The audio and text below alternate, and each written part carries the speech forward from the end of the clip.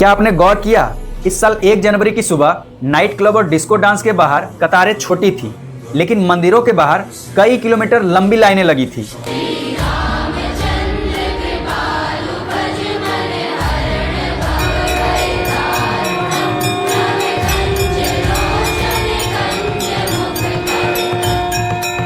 जहां पहले नए साल का मतलब सिर्फ नशा और नाचगान होता था, आज का युवा हाथों में माला और जुबा पर जय श्री राम लेकर खड़ा है।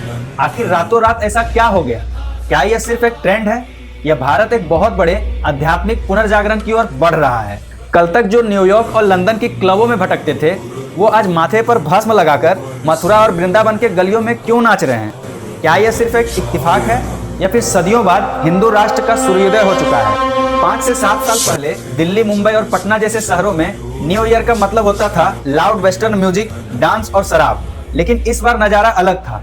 गुरुग्राम की सड़कों से लेकर पटना के मोहल्लों तक डिस्को गानों की जगह भक्ति जागरण और रामकृष्ण गीत पर युवा झूमते दिखे। अयोध्या, काशी, मथुरा और वृंदावन में उमड़ी लाखों की भीड़ यह बता रही है कि हमारे लिए मस्ती का मतलब हुड़दंग नहीं बल्कि शांति और श्रद्धा है। लेकिन सवाल यह है कि आखिर यह बदलाव आया कैसे? कई लोग कहते हैं कि ये मोदी योगी सरकार का असर है।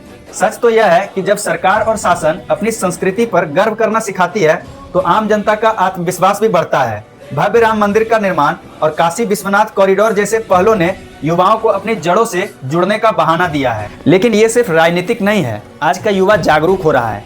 सोशल मीडिया और इतिहास के नई व्यवस्थाओं से हमें समझ आने लगा है कि कैसे सदियों तक हमारी पहचान को दबाया गया, कैसे आक्रांताओं ने हमें अपने ही संस्कृति से दूर किया। आज का बच्चा बच्चा जान चुका है कि हिंदू राष्ट्र सिर्फ एक धर्म नहीं है बल्कि दुनिया का सबसे वैज्ञानिक और महान जीवन जीने का एक तरीका है। अब ये जानिए कि आखिर युवा समझने क्या लगा है। वो ये समझने लगा है कि बिना जड़ों के कोई भी पेड़ खड़ा नहीं हो सकता है।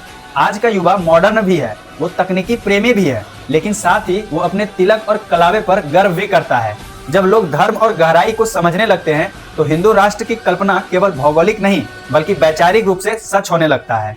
हिंदू धर्म सहनशीलता सिखाता है, लेकिन अब यह आत्मसम्मान भी सिखा रहा है। हम बदल रहे हैं और यह बदलाव सुखद है। अगर आपको भी लगता है कि हमारा सनातन धर्म ही विश्व का मार्गदर्शन करेगा तो गर्व से इस वीडियो को शेयर करें, कमेंट में अपना ताकत दिखाएं।